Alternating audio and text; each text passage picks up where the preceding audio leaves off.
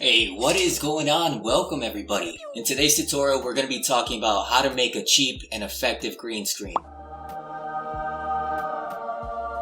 The best quality for the lowest price. For those who don't know, I have a gaming channel, BradleyOnPC, and I use my green screen for every single video. Anyway, you can go to Walmart and get yourself some super cheap paint. Just make sure that it's not too glossy. It can't be too reflective, and it has to be green. All the tools that I bought for this project will be linked in the description, and all of my lighting is from Amazon, so I'll have that linked below as well. So the first step is to clean up your wall and start painting. You need to have good lighting on either side. Make sure that you don't have any white spots, so the lights actually have to be pretty far away from the green screen itself, and you can't be right next to the green screen. If you are, you're going to cast a shadow. Like that. When you let your body cast a shadow, it's going to make some parts of your green screen darker and some lighter, and you're going to have a bad time. Now that you have your two lights that are set up lighting the green screen behind you, you need one light that is more focused on your body. You need a strong light that's going to distinguish you from the background, but you also need to make sure that it's not too strong, because it's directly pointed at your face. It could wash you out. So for my YouTube videos, the green screen effect is actually done not post-production, but during the production. In my Streamlabs OBS, I have a filter set up.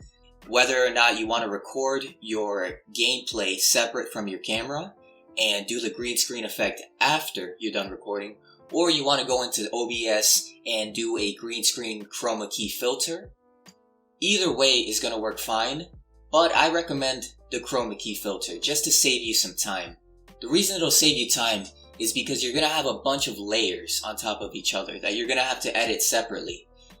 So you're going to have your camera layer, your gameplay layer, your gameplay audio layer, and your microphone. With 4 layers, it's a whole lot of editing. I've done it myself, and it takes up way more time than you want it to. And if you're like me and you try to make things as perfect as possible, you're going to end up spending hours and hours on a video that doesn't deserve that much time.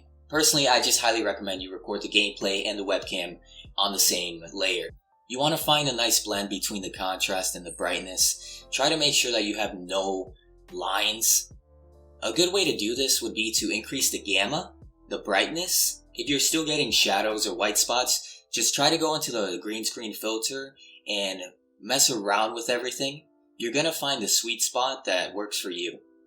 Also, if you're wondering how I got my chair to be green screened as well, I did buy a green screen off of Amazon and I repurposed it because it did get dirty. My dogs ended up peeing on it and it's really smelly too. So that's when I decided to paint the wall. But I did repurpose some of the green screen that wasn't peed on. Anyway, the purpose of that is to completely cut out the gaming chair as well, so that the only thing in the video would be me and the gameplay. Alrighty guys, if you enjoyed the video, please leave a like. If you have any more questions about the green screen effect, leave a comment below. Also, if any of you have any comments or suggestions on what I should do next, leave them in the comments below. Till next time, take care. Have a great day.